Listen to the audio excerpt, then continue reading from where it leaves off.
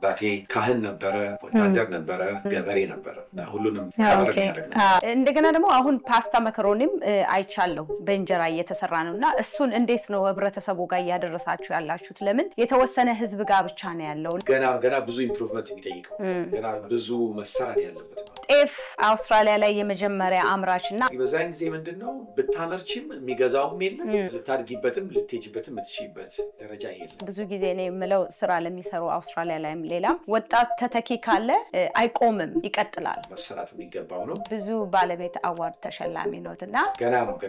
ኢንፋንት ስቴጅ ነው ብዙ በዚህ ስራ ላይ በጣም ደስተኛ ነኝ የተሸለምኩበት ብለው የሚያስቡት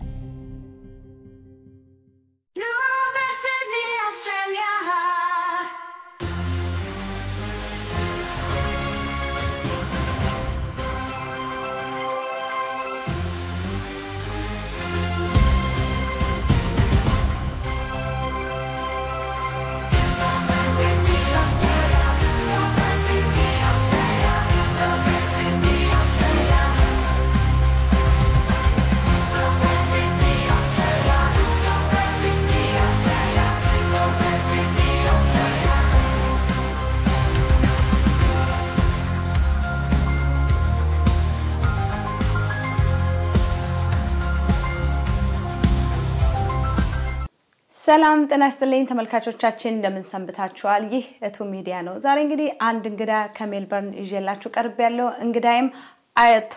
ኃይለልዑል ይባላሉ አቶ ኃይለልዑል እንግዲህ ጥሪን ተቀብለ እዚህ ድረስ ስለመጣህ እጅግ በጣም አርጌ አመሰግናለሁ እስቲ አቶ ኃይለልዑል ማን ናቸው አንተ ልበል አንተ ያሽታ እሺ ማን ነው እስቲ ራስን አስተዋውቀን ኃይለልዑል ገብረስላሴ ይባላልው ትውልዴ ያው ኢትዮጵያዊ ነው ኢትዮጵያ ነው የተወለድኩት በቀድሞ የኢትዮጵያ አጠራር በሲዳሞ ክፍለ ሀገር ነጌሌ ቦርና የሚባል ቦታ ነው የተወለድኩት ያደግኩት በአሁኑ ሰዓት አይ ቲንክ ኦሮሚያ ክልል ይመስለኛል ትውልዴ እዛ ነው አባቴ መምህር ገብረስላሴ እርገጤ ይባላል እናቴ ወይዘሮ ዘውዲቱ በቀለ ትባላለች እና ያደግኩት በዛ አካባቢ ነው እንግዲህ ባጭሩ ትውልዴ ይሄን ይመስላል ኦኬ እንዴት ወደ አውስትራሊያ መጣ መቼ መጣ እንዴት አውስትራሊያ ለመምጣት ተሳሰብክ አውስትራሊያ የመጣሁት እንግዲህ 30 አመት አልፎኛል ማለት ይቻላል ወደ በ1992 ዓመተ ምህረት ጁላይ ላይ ነው የመጣሁት ወደዚህ የመጣሁት መላከታ ቦር ተሾመ ዘሪሁን የሚባሉ ቄስ ነበሩ ከሳቸው ጋራ የኢትዮጵያን ኦርቶዶክስ ተዋህዶ ቤተክርስቲያን በአውስትራሊያ ለመመስረት ነው የመጣ ነው መጀመሪያ ኦኬ እና በዛን ጊዜ አብረን መጣን ያው እኔ ልጅ ነበርኩ ወጣት ነበርኩኝ እሳቸውን በጣም በተለያየ መንገድ አግዛቸው ነበር ያው እሳቸው ወደ ኢትዮጵያ ከሁለት አመት አገልግሎት በኋላ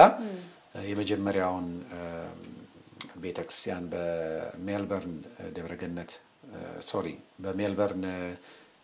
ደብረ ሰላም መድኃኔዓለም የሚባለው ቦታ ያንን አቋቁመን መስርተን እንደገና በተለያዩ ስቴቶች ተዘዋውረን አደራጅ ኮሚቴዎችን በየቦታው መስርተን ከሁለት አመት በኋላ እሳቸው ወደ ኢትዮጵያ ተመለሱ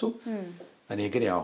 የወጣት ነገር ወጣት ነው በዚሁ ቀረ ይሄ ነው ታሪኬ አጭሩ አውስትራሊያስ እንዴት ተቀበለች እንዴት አየሃት እንደጠበካት ነው ያገኛት አውስትራሊያ ወይስ ቻሌንጆች እንዳሉ ሆኖ ደግሞ ስኬትም አለና አውስትራሊያ እንዴት ተቀበለች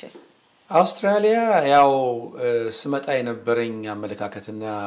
ድሪም የተለየ ነበር እና ምክንያቱም እኛ ሀገር ላይ ስለ ነጭ ሀገር በተለይ አሁን እንደውም ብዙ ሰው አሁን ስለወጣ እውነታውን ተቀብሎታል ግን በፊት ላይ ብዙ ጊዜ ሰው የሚመስለው ነጭ ሀገር ለየት ያለ አመለካከት ነበረው ለነጭ ሀገርና በዚያን ጊዜ ስመጣ የነበረኝ አመለካከት በጣም ልዩ ነበር ግን መጀመሪያ እንደመጣው ያገኘሁት ከዛ ለየት ያለ ነው ለምን አንደኛ ብዙ ኢትዮጵያውያኖች አልነበሩም በጣም ጥቂት ኢትዮጵያውያን ነበሩ እንኳን ኢትዮጵያውያን ጥቁሮች ራሳቸው ጥቁር የሆነ ሰው ለማየት ራሱ በጣም ትንሽ ነበር ስትሪት ላይ እና በርግጥ ወጣትነት ጥሩነቱ ምንድነው የሚመጣውን ነገር አንደኛ መቋቋም ይችላል ሁለተኛ ነገር ደግሞ ተጓዳኝ የሆነ ወይም ተዛማች የሆነ የተለየ ፍላጎት አልነበረኝም ስለዚህ በጣም ደሞዝ አልነበረኝም ማለት ይቻላል ወይም ደግሞ ማገኘው ነገር በጣም ትንሽ ብር ነው ምናልባት $20-30 በሳምንት ነገር ነው ማገኘውና ግን እኔ ኢንተረስቴ ትምህርት ላይ ስለነበረ መማር ላይ ኢንተረስት ስለነበረ እሱ ምንም ቦዘር አላደረገኝም ጊዜያዊ ጥቅም ስለዚህ ጊዜን ያሳለፍኩት ወደ በዛ አፍላ እድሜ ወደ ትምህርት ቤት ነው የገባሁትና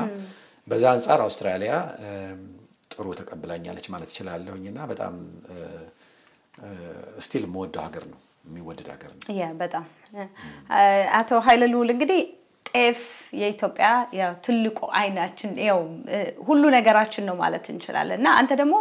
ጤፍ አውስትራሊያ ላይ የመጀመሪያ አምራችና አከፋፋይ ነህ እና የሐሳብ እንዴት መጣለ ስለ ጤፍስ እንዴት አሰብከው ከንግዶች ሁሉ ጤፍ እርግጥ በጣም ኢንትረስቲንግ ነው ምክንያቱም እንጀራ መብላት አለብን ምንም ኦብቪየስሊ ኛ በያደግነው እንጀራ ነው አባቴ ካህን ነበረ ወታደር ነበረ ገበሬ ነበረ እና ሁሉንም ከቨር የሚያደርግ ነበርና ከሱ ጋር ያው እርሻ ሄዳለሁ በልጅነቴ በጤፍ እርሻ ፋሚሊያር ነኝ ከእርሻ ከሱ ጋር ነው ማሳልፈው በቃ ቤተክርስቲያንም ከሱ ጋር ሳልፋለሁ እርሻም ከሱ ጋር ነው ማሳልፈውና አባቴ እንደ ጓደኛዬም ነበር ማለት ይችላል የሥራ ባልደረባዬም ነበር ማለት ይችላልና በዛ አንፃር እዚህ ከመጣው በኋላ ያው እንጀራ ይጋገራል እንጀራ እንበላለን ግን እንጀራው መጀመሪያ እንደመጣን በተለይ በቃ ይሄ ሶሞሊኖ የእንትን ሩዝ ነው በቃ እና ሳብ አርገሽ ብትለቂው እንደ ላስቲክ ወርወር አይነት ነገር ነውና ያ ደግሞ ለጤናም ጥሩ አይደለም እውነት ነው እና ለምንድነው እዚህ ስማይ መረተው የሚል አይዲያ ነበርኝና በዛ አንፃር አንድ ጊዜ እንደመጣሁኝ አንድ ሌስ ሚቸል የሚባል ሰውዬ ግራንት ወስዶ በጤፍ ላይ ሪሰርች ሰርቶ ነበር እና ያ ሰውዬ ያንን ጤፍ ወስዶ ሪሰርች ሰርቶ ደም አንድ በድሎ የሚባል ኢትዮጵያዊ አለ ድሮ ደግሞ እሱ ቀደም ብሎ ይመጣ እና ይሄ ሪሰርች ሌስ ሚቸል ሪሰርቹን ሲሰራ ከበድሉ ጋር አብሮ ተነጋግሯል እና እኔ ደግሞ እድል አግኝቻለሁኝ በዛ ጊዜ ስመጣ ሁሉ አይቼዋለሁ ግን ተመርቶ ትንሽ ነው ለሙከራ የተመረተ ነበርና ከተወሰነ በዛን ጊዜ ምንድነው ብታመርችም የሚገዛውም የለም ልታድጊበትም ልትሄጂበትም ምትችይበት ደረጃ የለም ስለዚህ ከብዙ አመታት በኋላ አሁን የኢትዮጵያን ቁጥር ጨምሯል እየጨመረ ነው ስለዚህ ይሄን ነገር ለምንድነው ማምረት የማይቻለው የሚል ነገር ውስጥ አደረ እና ፈልጌ ይሄ ሌስ ሚቸል አገኘሁት ከሱ ጋር ዲስከስ አደረገን ፎርም አደረገን ካምፓኒ እና ሞከርን እና በርግጥ ለመዝራት ቻሌንጅ ነበረው አስቸጋሪ ነበርና ብዙ ደጋግመን ሞከርንና አዘራሩን ትክክል አመጣ ነው አሁን እሱን ካመጣን በኋላ ደግሞ ቻሌንጅ የነበረው በህብረተሰቡ ጭንቅላት ውስጥ ጤፍ ነጭ ሀገር ሄዶ እንጀራ አይወጣም የሚል የተሳሳተ የተዛባ አመለካከት በህብረተሰቡ ውስጥ አለ ያንን መስበሩ ነበር ከባዱ እኔ ከመዝራቱ በላይ ከባዱ ነው ያገኘሁት በሰው አስተሳሰብ ውስጥ የሰውን አስተሳሰብ መለወጥ ነበር እና በዚህ አንፃር እኔ ብቻ ሳልሆን ማለት ባለቤቴም እንደገና ደግሞ የሷ ያክስቷ ልጅ አለች እነሱ በጣም ከፍተኛ አስተዋጽኦ አድርገዋልና እነሱ እንጀራውን አድርገው የተፈጨውን ዱቄት እንጀራ አድርገው እንዲያወጡ ብዙ ተማግተናል እና እነሱ ውስጥም ይሐሳብ ስለነበረ እኔ ሰጣዋቸው አመለካከት ምንድነው ችግሩ ምንድነው ስላቸው ውሃው ነው አሉ ውሃ ከሆነ እዚህ ሀገር ላይ የዝናብ ውሃ አለ የጉርጓድ ውሃ አለ የጉርጓድ ውሃ መጣለው የዝናብ ውሃ መጣለው በዝናብ ውሃና በጉርጓድ ውሃ እንጀራውን ማውጣት ካቀታችሁ የእናንተ የሙያ ችግር እንጂ የእህሉ አይደለም ምክንያቱም ኢትዮጵያ ውስጥ በገጠሩ በዝናብ ውሃና በጉርጓድ ውሃ እንጀራ ይጋገራል እኛ ራሳችን ጓሯችን ጉርጓድ ነበር ስለዚህ በዚህ ቻሌንጅ አረኳቸውና ሞከርን ከዛ እንጀራው መጣ እንጀራው ከመጣ በኋላ ደግሞ ሰውን ማሳመን ነበር ሰከንድ ስቴፕ ከዛ ወደ ሰው ይዘን ስንሄድ አንዳንዱ ሰው አይደለም የህንድ ጥቁር ነገር አለ እሱን ዱቄት ተጠቅመው ነው እንጂ ይሄ ሊሆን አይችልም ብዙ አይነት ክሪቲሲዝም ነበር እና ያንን እንደገና ጋግረን እንዲሸጥ ማርኬት ላይ ሞከርን ትንሽ ጊዜ እንዲሸጥ ሞከርን መጋገሩም ራሱን የቻለ ቻሌንጅ ነበር ያን አልፈን እንዲሸጥ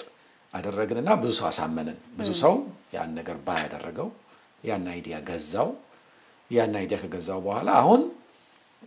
እንጀራ መጋገር አይደለም አይነቱ ነው እንደው የሚወዳደሩበት ሰዎቹ እና እዛ ለመድረስ ግን ይሄን ሁሉ ተጉዘናል እና በዚህ ፕሮሰስ ውስጥ ነው አልፈን ጤፍ አሁን ለኢትዮጵያውያን እዚህ ሀገር ላይ እንደልባለ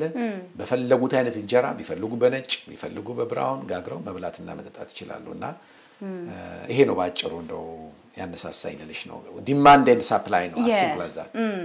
እንደገና ደግሞ አሁን ፓስታ መከሮኒም አይቻለሁ በእንጀራ እየተሰራ ነውና እሱን እንዴት ነው ህብረተሰቡ ጋር ያደረሳችሁ ያላችሁት ለምን የተወሰነ ህዝብ ጋር ብቻ ነው ያለውና ያን ነገር ወደ ማርኬቱን ለማስፋት ለምን ጥሩ ነገር ነው እንጀራ መከሮኒ ፓስታ ሲሰራበት ለልጆችም ለብዙ ነገር ለጤና ይጠቅማልና ምን ያክል ነው ተደራሽነቱ አሁን ለሌሎች እሱ እንግዲህ ገና ብዙ ነገር የሚጠይቅ ነው ገና ብዙ ሪሰርች የሚጠይቅ ነው ገና ብዙ ስራ የሚጠይቅ ነው እንኳንስ በመኮሮኒና በፓስታ ቀርቶ ኢቭን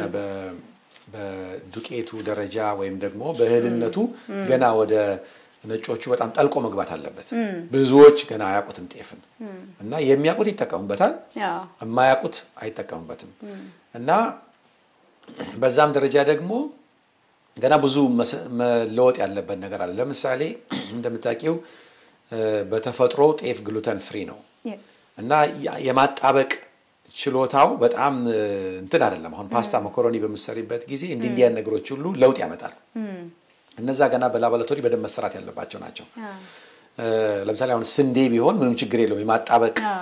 እንትን ስላለ ለምሳሌ አሁን ስንዴ ብታቦኪ እጅሽ ላይ እንዴት ነው ተጠባብቆ ነው የሚቀረው አይደል ግን ጤፍ ግን አብኩተሽ ወዲያው በውሃ ብትታጠቢ ሙልጭ ብሎ ነው ከላይሽ ላይ የሚለው ያ ግሉተን ብዙ ስለሌለው ነው የዛ አይነት እህሎች ደግሞ ፓስታ መኮሮኒ ሌሎች ነገሮች በመሰሪበት ጊዜ ያ የግሉተን የማጣበቁ ባህሪ ስለሌላቸው ቻሌንጂንግ ናቸው አስቸጋሪዎች ናቸው ግን አይቻልም ማለት ግን አይደለም ይቻላል ስለዚህ ሞር መሰራት ያለበት ሞር ፕሮሞት መደረግ ያለበት ነገር ነው ለማለት ፈልጌ ነው አዎ አሁን ገበያ ላይ ያሉት በላቦራቶሪ እንትን ያሉ አይደሉም የተጣሩ አይደሉም ፓስታ መኮሮኒዎቹ ናቸው አንዳንዶቹ ናቸው ግን ልልሽ የፈለኩት ገና ብዙ ኢምፕሩቭመንት የሚጠይቀው ነው ገና ብዙ መሰራት ያለበት ነው ገና አልተሰራበትም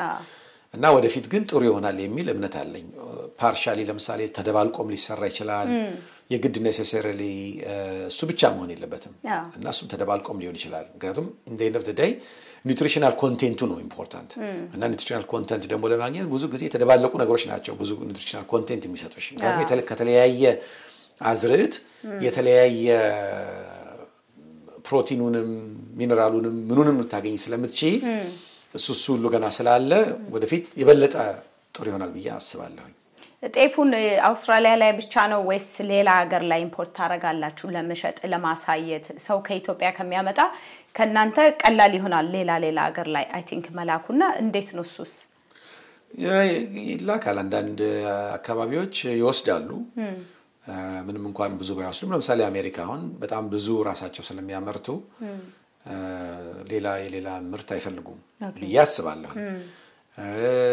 ሌሎች ሀገሮች ላይ እንደ ደቡብ አፍሪካ አይነት ሀገሮች ያመርታሉ አውስትራሊያ ላለው ለአካባቢው ሳፕላይ ራሱ ማድረግ ከተቻለ ለአጠቃላይ ለህዝቡ እኔ በጣም ጥሩ ነው ብዬ ነው የምገምተው እና ግን ይሄ አንድ ምርት ላይ ግን ኮንሰንትሬት ሆነሽ ብቻ የምትሰሪ ከሆነ ፕሮዳክቲቭ አትሆኝም ቱ ዳይቨርሲፋይ ሌሎችም ዳይቨርሲፋይ ማድረግ አለብሽና በተለይ ደግሞ ሌላ ስራ የሰራሽ እንደ ሆቢ የምትሰሪ ከሆነ ኢትስ ቬሪ ዲፈረንት ኢትዮጵያውያን አሉበት አንተ የምትሰራው ጤፍ ላይ አሁን ነጮች አሉ አቃለው ኢትዮጵያውያንን ለማስገባት ሞያው እንዲቀጥል አንተ አሁን ነገ ከነጎዲያ ሌላ ስራ ላይ ብትገባ እነሱ ደግሞ ተተክቶ ከነሱ ጋር እንዲሰሩ ሞር ምርቱን እንዲያሰፉት በሌላ ፕሮዳክቶች አድርገው ያን የማድረግ እድል አግኝታል ሐሳብ አለ ሞክር ያለው ለምሳሌ አንድ ኢትዮጵያዊ ኢንትረስትድ የሆነ ሰው ጋር ለመስራት ሞክር ያለው ገና ኢንፋንት ስቴጅ ነው እና ብዙ መሰራት የሚገባው ነው ብዙ መንገድ ከሄድን በኋላ ግን በዛ ኤሪያ ላይ መስራት የሚፈልገው ሰው አንዳንድ ነገሮች ለገጠሙት ትንሽ ዘግይቶብኛል ግን ኢንተረስት አለውና ለማስፋት እቅድ አለ ከሌሎች ጋራ ሞር ኮኦርዲኔት ቢደረግ ሞር ፕሮዳክቲቭ ነው ስራዎች ይቀላሉ ብዙዎቻችን ብዙ አዘር ሌሎች ኮሚትመንቶች አሉ ሌሎች ስራዎች ሌላ ስራዎች አሉ ይሄን በሳይድ የምንሰራው ስራ ስለሆነ በሳይድ ሰሰሪው አንዳንድ ጊዜ በመትፈልጊው መጠን ላትጂ ትችያለሽ ምክንያቱም ሌላ ስራ ይሰራይ ስለሆነ እና ያንን እንደዛ ማድረጉ ጥሩ እይታ ነው ለማለት ነው አዎ ለምን ወጣቶቹ ቢሳተፉበት ብዙ ጊዜ ነው የምለው ስራ ለሚሰሩ አውስትራሊያ ላይም ሌላም ወጣት ተተኪ ካለ አይቆምም ይቀጥላል እኛ ብቻ ሰርተን ግን የሆነ ቦታ ላይ ለሌሎቹ ካስረከብን ለሌሎች ዜጎቹ ጋር ይቀራልና እኛ ጋር ሲሆን ግን የኛን ሰዎች ወጣቶቹ እንዲሳተፉበት በጣም እንፈልጋለን በብዙ መንገድ በብዙ ስራ ላይና አቶ ኃይለሉል እንግዲህ የብዙ ባለቤት አዋርድ ተሸላሚ ነውና ብዙ አዋርድን አሸንፈዋል የትኛው ነው ከተሸለሙት ውስጥ አኩርቶት ላይክ በዚህ ስራ ላይ በጣም ደስተኛ ነኝ የተሸለምኩበት ይሄ ደስተኛ አድርጎኛል ብለው የሚያስቡት ጥሩ እንዳነሳሽው ብዙ የተለያዩ ስራዎችን ለመስራት እድል አግኝቻለሁኝ በዚህ ደስተኛ ነኝ ከነዚህ ውስጥ ሁለት ነገሮችን ልጠቅስልሽ እችላለሁ ይቅርታ አንደኛው አፍሪካውያን ወደዚህ ሀገር በብዛት መምጣት በጀመሩበት ጊዜ አንድ የተገነዘብኩት በየቦታው ላይ የራሳቸውን ማህበረሰብ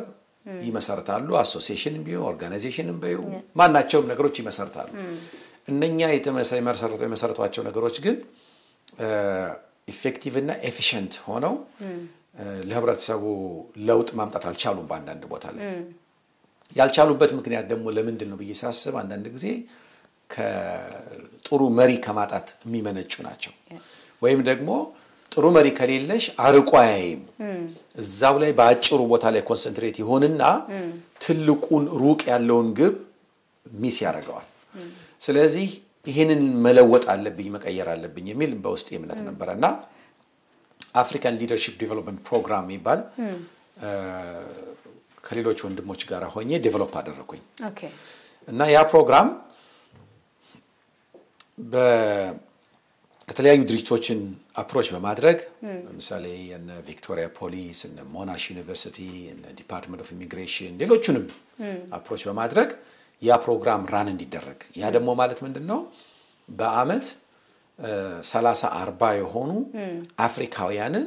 በመሪነት ችሎታ ሊደርሺፕ ማለት ነው ስልጠና መስጠት ካፓሲቲያቸውን ቢልድ ማድረግ መገንባት እና አቅማቸው ከተገነባ እነዚህ ሰዎች ሄደው ለሌላው መሪ ሊሆኑ ይችላሉ በሚለውና በዛ አንፃር ከ10 አመት ለ10 አመት የሚሆን በየአመቱ ትሬኒንግ ዴሊቨር ተደርጓል ተሰጥቷቸዋል ከ250 በላይ አፍሪካውያን ወይም የአፍሪካ ኮሚኒቲ መሪዎች ለማሰልጠን እድል አግኝቻለሁ እና እሱ ትልቅ ለውጥ አምጥቷል ብዙዎቹ በራሳቸው ቢዝነስ የከፈቱ አሉ ወደ ፕሮፌሽናል ስራ ይገቡ አሉ ወደ ተለያየ ቦታ ፊልድ ላይ ሄደዋል እና እነዛ ጥሩ ቦታ ላይ ደርሰዋል ሁለተኛው ደግሞ በቢዝነስ ሳይድ ነው አሁን ልክ የኮሚኒቲውን ሲጨርስ ሁለተኛ ያሰብኩት ደግሞ በቢዝነስ ሳይድ ምንድነው ሌሎችስ አፍሪካውያን ለምንድነው የተሻለ ቢዝነስ ውስጥ መግባት የማይችሉት እና ያን ደግሞ በየሳስብ እኔ ራሴ ካለፍኩበት እኔ ያለፍኩበትን ያያየው ነው የሚሄደው እና ሁሉ ጊዜ የራሳችንን ኤክስፒሪየንስ ስንመረምረው ለብዙ ነገሮች በር ይከፍትልናል እና ያንን ስንመለከት ምንድነው ያየሁት አንዳንድ ሰዎች ቢዝነስ ይከፍታሉ ቢዝነስ ከከፈቱ በኋላ ቢዝነሱን ወዴት መውሰድ እንዳለባቸው አያውቁትም ስለዚህ ቢዝነሱ ስታግናንት ያደርጋል ይቆማል በቃ ከዛ በኋላ የትም ሄድ አይችልም ስለዚህ አሰብኩኝና ከሜልበርን ዩኒቨርሲቲ ጋር በመነጋገር ብሉ ናይል ቢዝነስ ማስተር ክላስ የሚባል የዚህ ዓላማው ምንድነው እነዚህ ለምሳሌ ይሄንን ሚዲያ አንቺ የምትመሪው ከሆነ እንዳንቺ አይነት ሰዎች ሌሎችም ደግሞ በሌላ አይነት በንግድ ላይ የተሰማሩትን ሰዎች እንደዛ አይነት ሰዎች ወይም ደግሞ ወደ ንግድ መግባት የሚፈልጉ ያንግ አፍሪካንስ እነዚህን ልዩ ስልጠና በማዘጋጀት የ5 ቀን ኢንቴንሲቭ ስልጠና በማዘጋጀት ስልጠናው ምንድነው የሚያተኩረው ኦኬ እንዴት አድርጌ ባጀት ማድረግ እችላለሁ እንዴት አድርጌ ማርኬቲንግ ማድረግ እችላለሁ እንዴት አድርጌ ፕሮዳክቲን መሸጥ እችላለሁ እንዴት አድርጌ ቢዝነስን ሴት አፕ ማድረግ እችላለሁ እንዴት አድርጌ ብድር ማግኘት እችላለሁ እንዴት አድርጌ ሪስክ የሚኖረውን ሪስክ ሚቲጌት አድርጌ ሪስኬን ማኔጅ ማድረግ እችላለሁ እንዴት አድርጌ ራሴን ፕሮቴክት ማድረግ እንዴት አድርጌ ይሄንን ቢዝነስ ወደፊት ማሻገር ወይም ደግሞ ማሳደግ እችላለሁ በእንደነዚህ አይነት ዙሪያ ባለሙያዎች ናቸው መጥተው ትሬኒንጉን የሚሰጡት በጣም ሃይሊ ስኪልድ የሆኑ ባለሙያዎች ናቸውና ይህንን ፕሮግራም ዴቨሎፕ መጀመሪያ ጻፍኩኝ ከዛ በኋላ ሜልበርን ዩኒቨርሲቲ አቀረብኩኝ ከቫይስ ቻንስለሩም ከሁሉም ጋር ተነጋገርን በጣም ኢንትረስትድ ናቸው እነሱ በጣም ደስ አላቸው አላማው በጣም አስደሰታቸው ለምን እንደሆነ አንድም ያነሳውት ምንድነው በተለይ አፍሪካውያን እንደምታውቂው አፍሪካ ሀገር ላይ ምንም አይነት የሶሻል ሴኩሪቲ ሲስተም የለም እና መንግስት በሳምንት በ15 ቀን ብር አይሰጥሽም ስለዚህ ወጥተሽ አንድ ነገር ፈጥረሽ መነገድ አለብሽ በአብዛኛው ንግድ ላይ ንግድ ድሪቭን ነው ስለዚህ በተፈጥሮ አፍሪካውያን ይሄ ታለንት አላቸው የሚመጡበትን ነገር ግን ይሄንን ታለንት ወደሚቀጥለው ስቴጅ ለመውሰድ ኖሃው ይሄ አካባቢው ዕውቀት የላቸው ስለዚህ ሜንቶርሺፕ ቢዘጋጅላቸው እንዲህ አይነት ትሬኒንግ ቢሰጣቸው ከዛ ዕውቀት ጋር ተጨምሮ የበለጠ ነገር ሊሰሩ ይችላሉ ያ ነው እኔ በውስጤ የነበረው እና ያንን ይዤ በመጓዝ ለ5 አመት ትሬኒንግ ወሰጠን ብሉ ናይል የሚያልኩት ስሙን እኔ ነኝ ብሉ ናይል በእኛ አካባቢ በዚህ በአውስትራሊያ ብሉ ወይም ሰማያዊ ከለር የቢዝነስ ነው ናይል ደግሞ ያ ወንዝ ነው ብሉ ናይል ነው እና the whole idea ምንድነው ብዙ ጊዜ በሪቨር ባንክ እንደዚህ በውሃ ዳር ሰው ግማሹ አሳ ይዛል አሳ ጠብሶ ይሸጣል እና ቢዝነስ የሚካሄድበት ኤሪያ ስለሆነ ብሉ ናይል ቢባል ጥሩ ነው ብዬ ሰጀስት አደረኩኝ ተቀበሉት ብሉ ናይል ቢዝነስ ማስተር ክላስ ይባላል አሁን ለ5ኛ ጊዜ ያስመርቀናል እኔም አንዱን ቀን አስተምራለሁኝ የቢዝነስ እና ኮሚኒቲ ሊደርሺፕ ነው ማስተምረው ሁለቱ አብረው ስለሚመጋገቡ ያንን እኔ ፋሲሊቴት ማድረጋውና ሌሎቹን ደግሞ ሌሎች ፕሮፌሰሮች ፋሲሊቴት ያደርጋሉ አሁን በመስከረም አስተምረን